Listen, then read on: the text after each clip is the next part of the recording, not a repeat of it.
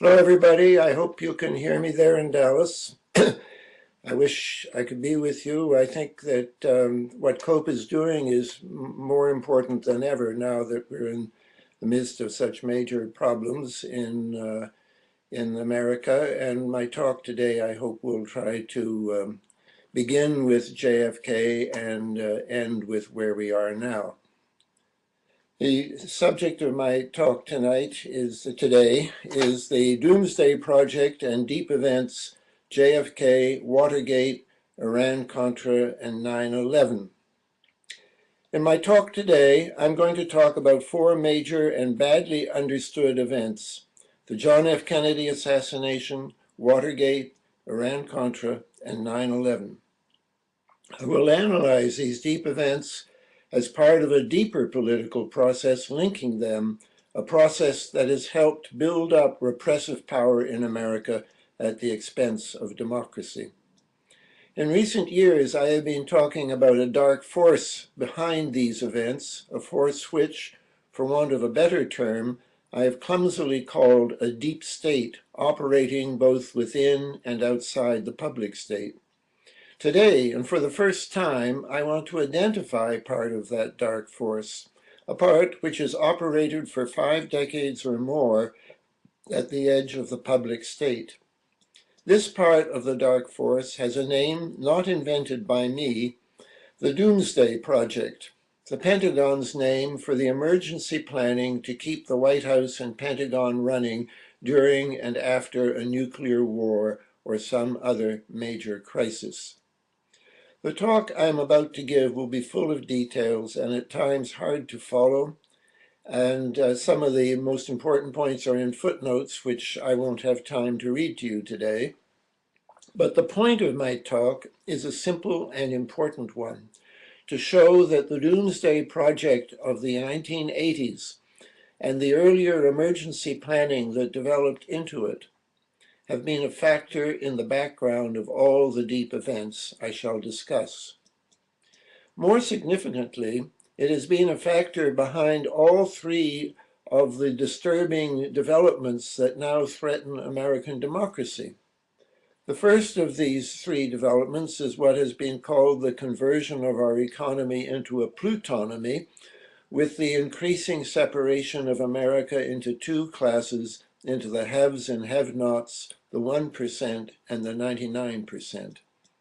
The second is America's increasing militarization, and above all, its inclination, which has become more and more routine and predictable, to wage or provoke wars in remote regions of the globe. It is clear that the operations of this American war machine have served the 1%. The third, my subject today, is the important and increasingly deleterious impact on American history of structural deep events, mysterious events like the JFK assassination, the Watergate break-in, or 9/11, which violate the American social structure, have a major impact on American society, repeatedly involve law-breaking or violence, and in many cases proceed from an unknown dark force.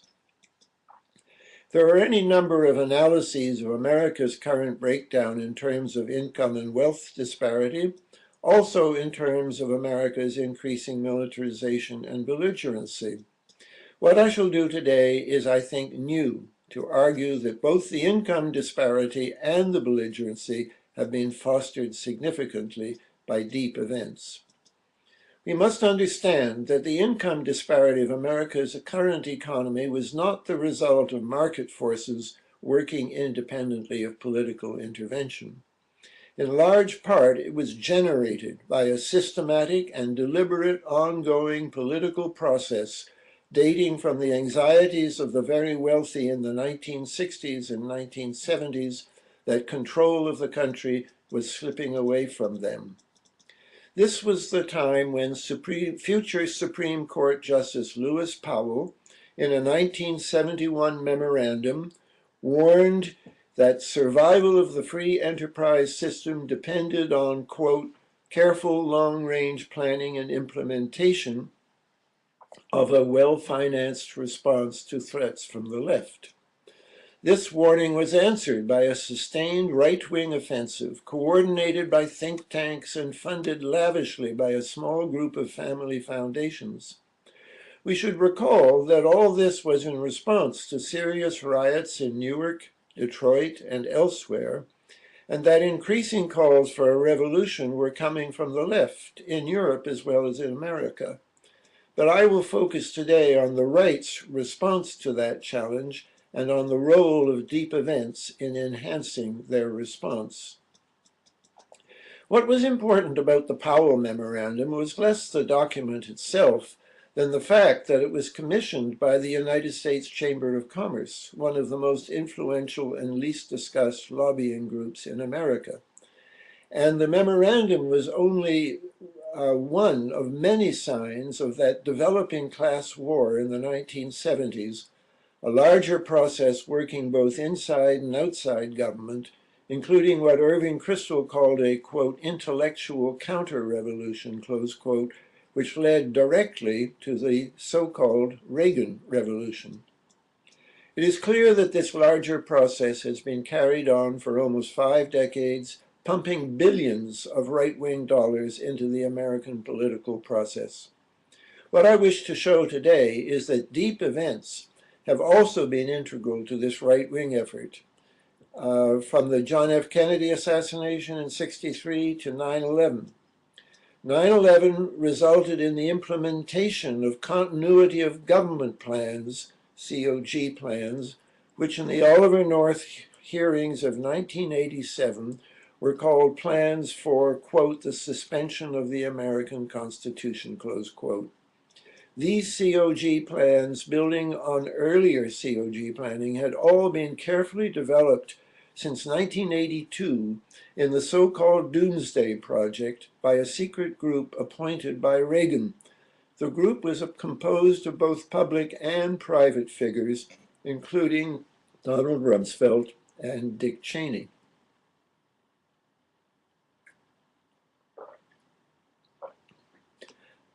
I shall try to show today that in this respect, 9/11 was only the culmination of a sequence of deep events reaching back to the Kennedy assassination, if not earlier, and that the germs of the Doomsday Project can be detected behind all of them.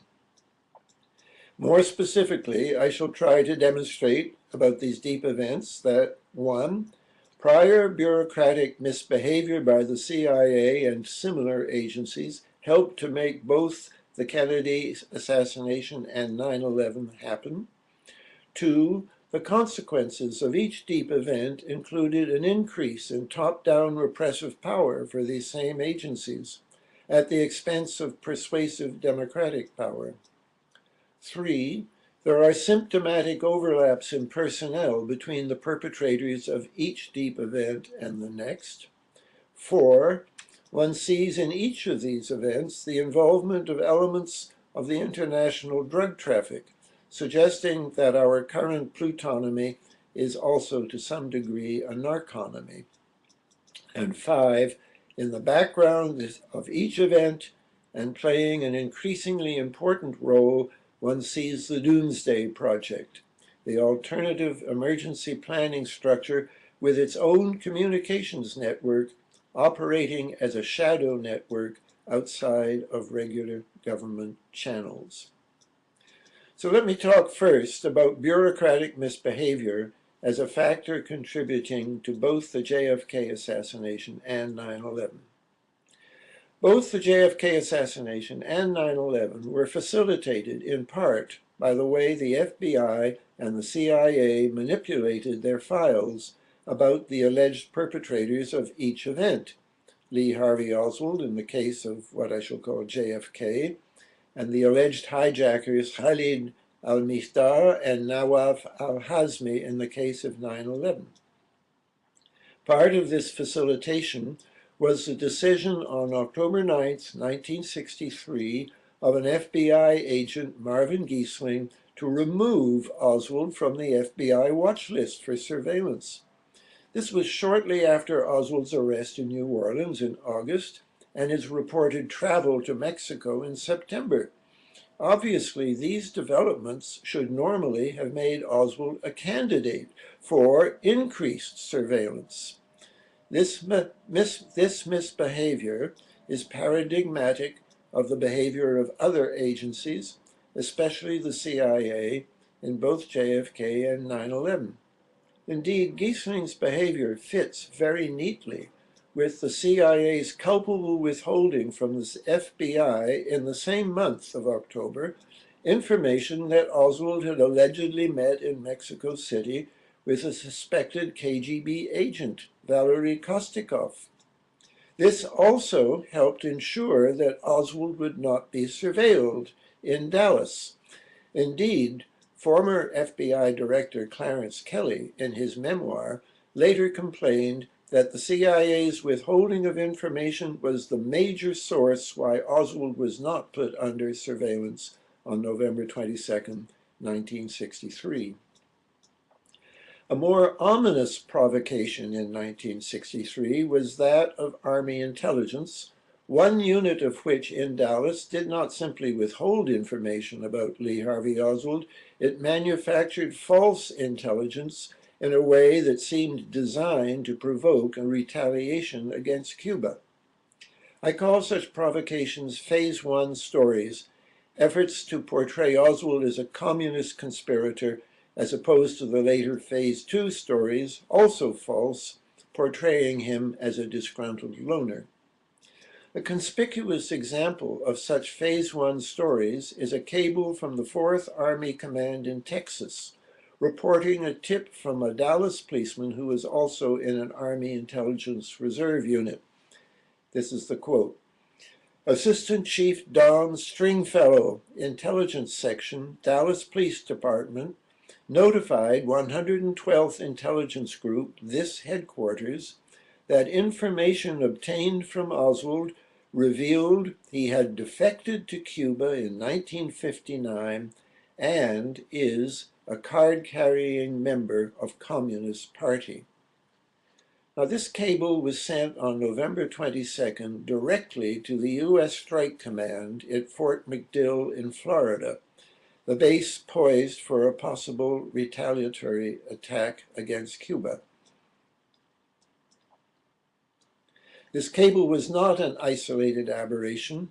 It was supported by other false Phase 1 stories from Dallas about Oswald's alleged rifle, and specifically by concatenated false and repeated false translations of Marina Oswald's testimony to suggest that Oswald's rifle in Dallas was one he owned in Russia. These last false reports, apparently unrelated, can also be traced to Officer Don Stringfellow's 488th Army Intelligence Reserve Unit. For the interpreter who first supplied the false translation of Marina's words, Ilya Mamantov, was selected by a Dallas oilman, Jack Crichton, and Deputy Dallas Police Chief George Lumpkin. But Crichton and Lumpkin were also the chief and the deputy chief of the 488th Army Intelligence Reserve Unit. Crichton was also an extreme right-winger in the community of Dallas oilmen. He was a trustee of the H.L. Hunt Foundation and a member of the American Friends of the Katanga Freedom Fighters, a group organized to oppose Kennedy's policies in the Congo. We have to keep in mind that some of the Joint Chiefs were furious that the 1962 missile crisis had not led to an invasion of Cuba, and that in 1963, under new JCS Chairman Maxwell Taylor, the Joint Chiefs in May '63 still believed, quote, that U.S. military intervention is necessary. This is from one of their documents.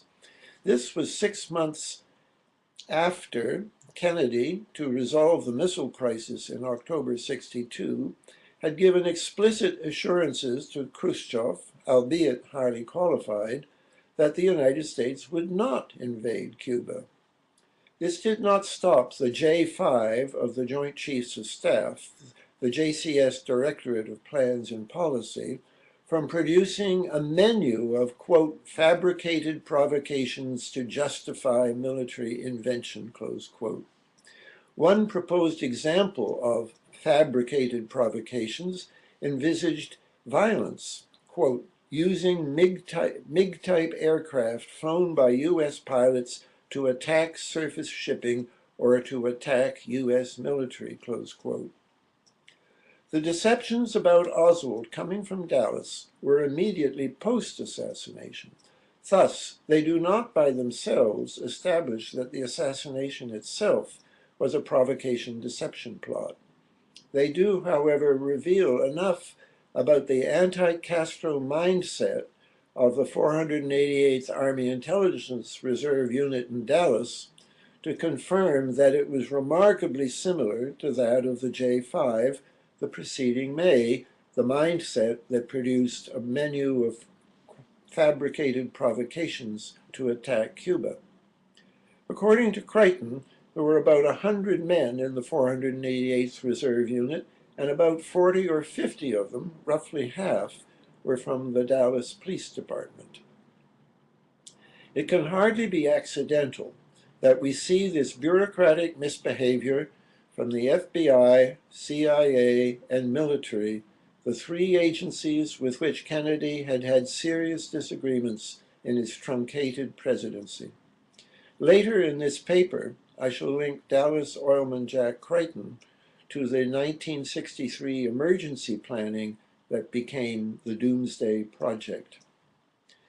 But first I'd like to talk about analogous bureaucratic misbehavior in the case of 9/11, and it's so similar that it argues, I once compared JFK to 9/11, but I didn't know then what I know now, so I would like to go over this again. Before 9/11, the CIA in 2000 to 2001 again flagrantly withheld crucial evidence from the FBI.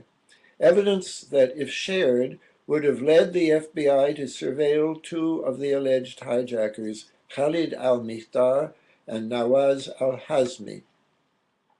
This sustained withholding of evidence provoked an FBI agent to predict accurately in August 2001 that, quote, someday someone will die, close quote. After 9/11, another FBI agent was even more bitter. They, the CIA, didn't want the Bureau meddling in their business. That's why they didn't tell the FBI, and that's why September 11th happened. That is why it happened. They have blood on their hands. They have 3,000 deaths on their hands. The CIA's withholding of relevant evidence before 9/11, which was required by its own rules to supply, was matched in this case by the NSA, the National Security Agency. Without these withholdings, in other words, neither the Kennedy assassination nor 9/11 could have developed in the manner in which they did. As I wrote in American War Machine, it would appear that Oswald and later al-Mihdhar had at some prior point been selected as designated subjects for an operation. This would not initially have been for the commission of a crime against the American polity. On the contrary, steps were probably taken to prepare Oswald in connection with an operation against Cuba, and al-Mihdhar, I suspect, for an operation against al-Qaeda. But as exploitable legends began to accumulate about both figures, it became possible for some witting people to subvert the sanctioned operation into a plan for murder that would later be covered up. And at this point, Oswald, and by analogy al-Mihdhar, was no longer just a designated subject, but now also a designated culprit. Kevin Fenton, in his exhaustive book, Disconnecting the Dots, has since reached the same conclusion with respect to 9/11. This is a quote from him. It's remarkably like mine, although quite independent. He said that by the summer of 2001, The CIA purpose of withholding the information had become to allow the attacks to go forward. A very serious charge, but it's the one that I also made. Fenton has also identified the person chiefly responsible for the misbehavior. CIA officer Richard Blee, chief of the CIA's Bin Laden unit. Blee, while Clinton was still president, had been one of a faction inside CIA pressing for a more belligerent CIA involvement in Afghanistan in conjunction with the Afghan Northern Alliance. This then happened immediately after 9/11, and Blee himself was promoted to become the new chief of station in Kabul. Now, if I had the time, I would also show how CIA and NSA withholding of evidence in the second Tonkin Gulf incident contributed to war with North Vietnam. I will spare you the details of this withholding, which can be found in my book, American War Machine, pages 200 to 202. But Tonkin Gulf is similar to the Kennedy assassination and 9/11 in that manipulation of evidence helped lead America, in this case very swiftly, into war. By now, historians such as Frederick Logeval have agreed with the assessment of former Undersecretary of State George Ball that the U.S. destroyer mission in the Tonkin Gulf, which led to the Tonkin Gulf incidents, was, quote, primarily for provocation, close quote. The planning for this provocative mission came from the J5 of the Joint Chiefs of Staff, the same unit that in 1963 had reported concerning Cuba that, quote, the engineering of a series of provocations to justify military inventions is feasible, close quote.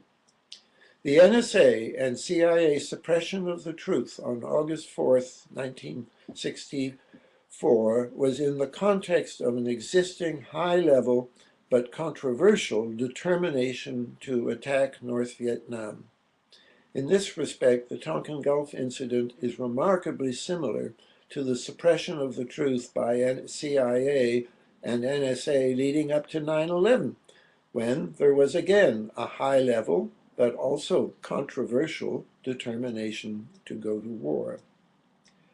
Now I want to talk about increases in repressive power after deep events. This could have been a whole paper just by itself. All of the deep events discussed in this talk have contributed to the cumulative increase of Washington's repressive powers. It is clear, for example, that the Warren Commission used the JFK assassination to increase CIA surveillance of Americans. As I wrote in Deep Politics, this was the result of the Warren Commission's controversial recommendations that the Secret Service's domestic surveillance responsibilities be increased. Somewhat illogically, the Warren Report concluded both that Oswald acted alone and also that the Secret Service, FBI, and CIA should coordinate more closely the surveillance of organized groups. In particular, it recommended that the Secret Service acquire a computerized data bank compatible with that already developed by the CIA. This pattern would repeat itself 4 years later with the assassination of Robert Kennedy. In the 24 hours between the shooting of Bobby and his death, Congress hurriedly passed a statute drafted well in advance, like the Tonkin Gulf Resolution of '64 and the Patriot Act of 2001, that still further augmented the secret powers given to the Secret Service in the name now of protecting presidential candidates. This was not a trivial or benign change. From this swiftly considered act, passed under Johnson, flowed some of the worst excesses of the Nixon presidency, as I've shown elsewhere. This change also contributed to the chaos and violence at the Chicago Democratic Convention of 1968. There were Army intelligence surveillance agents seconded to the Secret Service, present both inside and outside the Democratic Convention Hall. Some of them equipped the so-called Legion of Justice thugs, whom the Chicago Red Squad turned loose on local anti-war groups.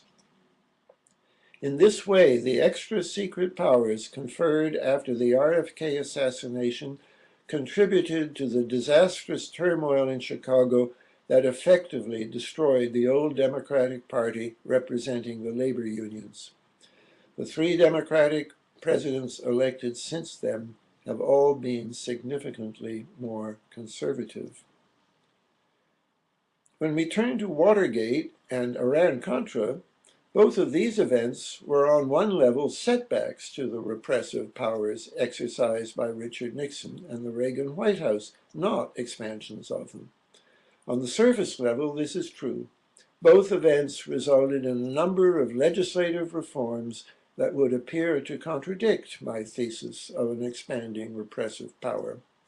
But we need to distinguish here between the 2 years of the Watergate crisis and the initial Watergate break-in. The Watergate crisis saw a president forced into resignation by a number of forces involving both liberals and conservatives. But the key figures in the initial Watergate break-in itself, Hunt, McCord, G. Gordon Liddy, and their Cuban allies, were all far to the right of Nixon and Kissinger. And the end result of their machinations was not finalized until the so-called Halloween massacre in 1975, when Kissinger was ousted as National Security Advisor and Vice President Nelson Rockefeller was notified that he would be dropped from the 1976 Republican ticket.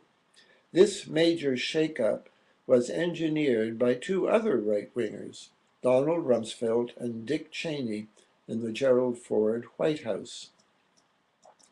That day in 1975 saw the permanent defeat of the so-called Rockefeller or liberal faction within the Republican Party, to be replaced by the conservative Goldwater-Casey faction that would soon capture the nomination and the presidency for Ronald Reagan. This little-noticed palace coup, along with other related intrigues in the mid-1970s, helped achieve the conversion of America from a welfare capitalist economy with gradual reductions in income and wealth disparity into a financialized plutonomy where these progressive trends were reversed. Again, in Iran-Contra, we see a deeper accumulation of repressive power under the surface of liberal reforms. At the time, not only the press, but even academics like myself celebrated the termination of aid to the Nicaraguan Contras and the victory there of the Contadora peace process. Not generally noticed at the time was the fact that while Oliver North was removed from his role in the Doomsday Project, that project's plans for surveillance, detention, and the militarization of the United States continued to increase after his departure. Also not noticed was the fact that the U.S. Congress, while curtailing aid to one small drug-financed CIA proxy army in Nicaragua, was simultaneously increasing U.S. support to a much larger coalition of drug-financed proxy armies in Afghanistan. While Iran-Contra exposed the $32 million which Saudi Arabia, at the urging of CIA Director William Casey, had supplied to the Contras, not a word was whispered about the $500 million or more that the Saudis, again at the urging of Casey, had supplied in the same period to the Afghan Mujahideen.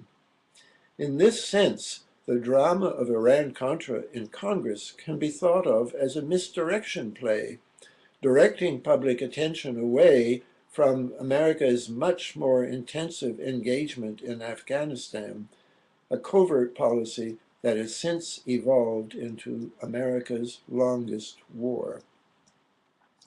We should expand our consciousness of Iran-Contra to think of it as Iran-Afghan-Contra. And if we do, we must acknowledge that in this complex and misunderstood deep event, the CIA in Afghanistan exercised again the paramilitary capacity that Stansfield Turner had tried to terminate when he was CIA director under Jimmy Carter. This was a victory, in short, for the faction of men like Richard Blee, the protector of al-Miqdar, as well as the advocate in 2000 for enhanced CIA paramilitary activity in Afghanistan.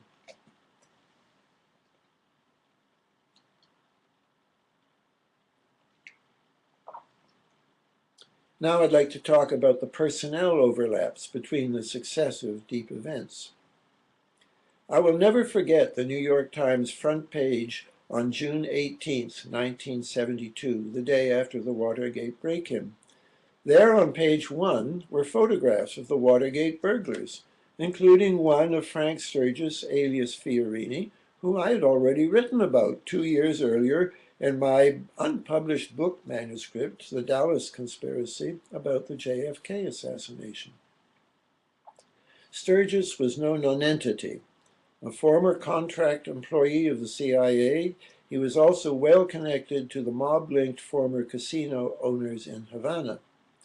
My early writings on the Kennedy case focused on the connections between Sturgis and an anti-Castro Cuban training camp near New Orleans in which Oswald had shown an interest. Also, in Sturgis's involvement in false Phase 1 stories portraying Oswald as part of a communist Cuban conspiracy. In spreading these Phase 1 stories in 1963, Sturgis was joined by a number of Cubans who were part of the CIA-supported army in Central America of Manuel Artime.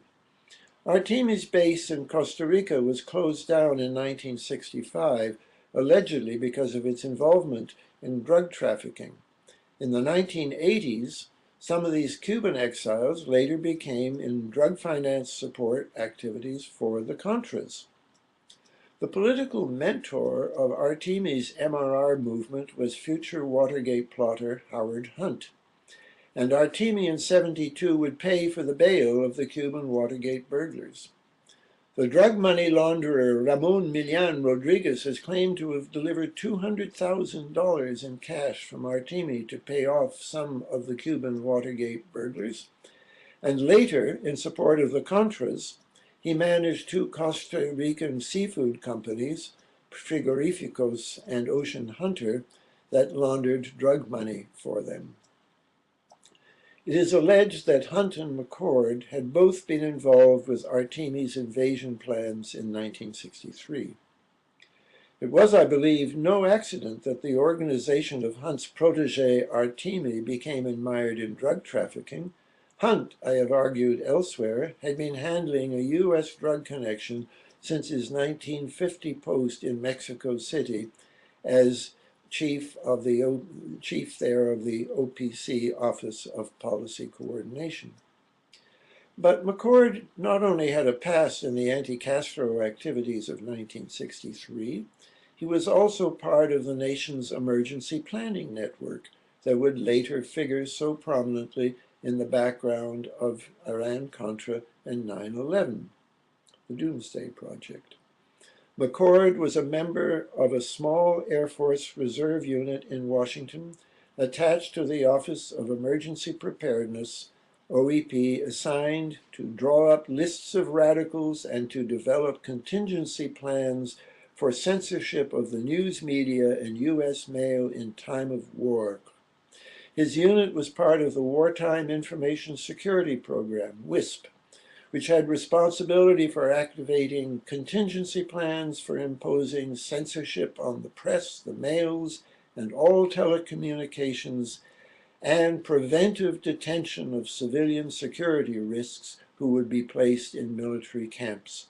In other words, the plans that became known in the 1980s as the Doomsday Project, the continuity of government planning on which Dick Cheney and Rumsfeld worked together for 20 years before 9/11.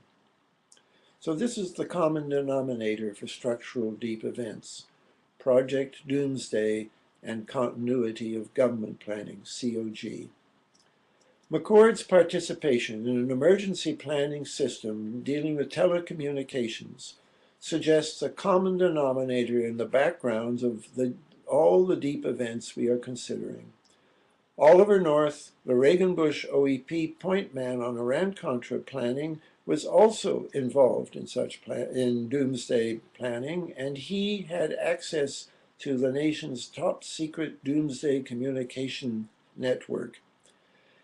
North's network, known as Flashboard, quote, excluded other bureaucrats with other opposing viewpoints and had its own special worldwide anti-terrorist computer network by which members could communicate exclusively with each other and their collaborators abroad.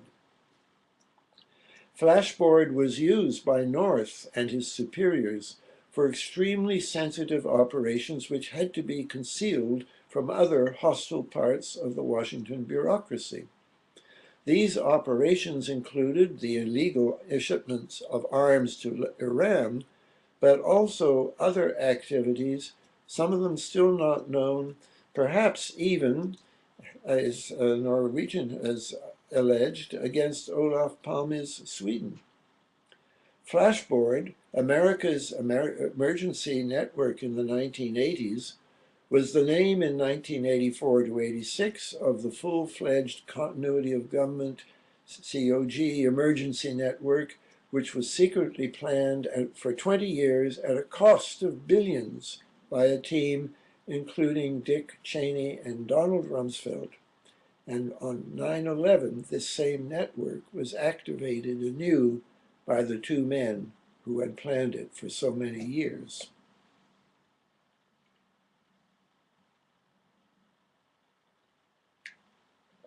But this doomsday planning can be traced back to 1963, when Jack Creighton, head of the 488th Army Intelligence Reserve Unit, was also part of it. This was in his capacity as Chief of Intelligence for Dallas Civil Defense, which worked out of an underground emergency operating center. As Russ Baker reports, because it was intended for continuity of government operations during an attack, this center was fully equipped with communications equipment. A speech given at the dedication of the center in 1961 supplies further details. This emergency operating center in Dallas is part of the national plan to link federal, state, and local government agencies in a communications network from which rescue operations can be directed in time of local or national emergency. It is a vital part of the national, state, and local operational survival plan, close quote. Creighton, in other words, was also part of what became known in the 1980s as the Doomsday Project, like James McCord, Oliver North, Donald Rumsfeld, and Dick Cheney after him. But in 1988, the aim of the Doomsday Project was significantly enlarged, no longer to prepare for an atomic attack, but now to plan for the effective suspension of the American Constitution in the face of any emergency. This change in 1988 allowed COG to be implemented on 9/11. And by this time, the Doomsday Project had developed into what the Washington Post called, quote, this is the Post, a shadow government that evolved based on long-standing continuity of operations plans, close quote. It is clear that the Office of Emergency Preparedness, OEP, supplied a common denominator for key personnel in virtually all of the structural events I have discussed today. This is a long way from establishing that the OEP itself, in addition to the individuals I have discussed, was involved in generating any of these events. But I believe that the alternative communications network, housed first in the OEP, played a significant role in at least three of them: the JFK, Iran-Contra, and 9/11. This is easiest to show in the case of 9/11, where it's conceded that the COG plans of the Doomsday Project were implemented by Cheney, apparently before the last of the 4 hijacked planes had crashed. The 9/11 Commission could not locate records of the key decisions taken by Cheney on that day, suggesting that they may have taken place on the secure phone in the tunnel leading to the presidential bunker. We know that Cheney did pause there to make a series of phone calls. And this security phone had such a high classification that the 9/11 Commission were never supplied the phone records. Presumably, this was a COG phone. It is not clear whether the secure phone in the White House tunnel belonged to the Secret Service or, as one might expect, was part of the secure network of the White House Communications Agency, WHCA. If the latter, we'd have a very striking link between 9/11 and the JFK assassination. The WHCA boasts on its website that the agency was, quote, a key player in documenting the assassination of President Kennedy, close quote. I suspect this is going to be news to most of you in the COPA conference. It is not clear for whom this documentation was conducted, for the WHCA logs and transcripts were in fact withheld from the purview of the Warren Commission. The Secret Service had installed a WHCA portable radio in the lead car of the presidential motorcade in Dallas. This, in turn, was in contact by police radio with the pilot car ahead of it, carrying DPD Deputy Chief Lumpkin of the 488th Army Intelligence Reserve Unit. But records of the WHCA communications from the motorcade never reached the Warren Commission, the House Committee on Assassination, or the Assassination Records Review Board. Thus, we cannot tell if they would explain some of the anomalies in the 2 channels of the Dallas Police Department radio. They might, for example, have thrown light upon the unsourced call on the Dallas police tapes for a suspect who had exactly the false height and weight recorded for Oswald in his FBI and CIA files. Today, in 2011, we are still living under the state of emergency proclaimed after 9/11 by President Bush. At least some COG provisions are still in effect and were even augmented by Bush through Presidential Directive 51 of May 2007. Commenting on PD 51, the Washington Post reported at that time, quote, and again, the Washington Post, after the 2001 attacks, Bush assigned about 100 senior civilian managers, including Cheney, to rotate secretly to COG locations outside of Washington for weeks or months at a time to ensure the nation's survival, a shadow government that evolved based on long-standing continuity of operations plans. Presumably, this shadow government finalized such long-standing COG projects as warrantless surveillance, in part through the Patriot Act, whose controversial provisions were already being implemented by Cheney and others well before the bill reached Congress on October 12th. Cheney being, of course, in his COG bunker. Other COG projects implemented included the militarization of domestic surveillance under Northcom and the Department of Homeland Security's Project Endgame, a 10-year plan to expand detention camps at a cost of $400 million in fiscal 2007 alone, fiscal year 2007 alone. That was a favored project of Oliver North's. I have therefore a recommendation for the Occupy movement, rightfully incensed as it is with the plutonic excesses of Wall Street over the last 3 decades. It is to call for an end to the state of emergency which has been in force since 9/11, under which since 2008, a U.S. Army Brigade combat team has been stationed permanently in the United States to be ready, quote, to help with civil unrest and crowd control, close quote. Democracy lovers must work to prevent the political crisis now developing in America from being resolved by a military intervention and, of course, the still further militarization of our country. Let me say in conclusion that for a half-century, American politics have been constrained and deformed by the unresolved matter of the Kennedy assassination. According to a memo of November 25th, 1963, from Assistant Attorney General Nicholas Katzenbach, it was important then to persuade the public that, quote, Oswald was the assassin, close quote, and that, quote, he did not have Confederates, close quote.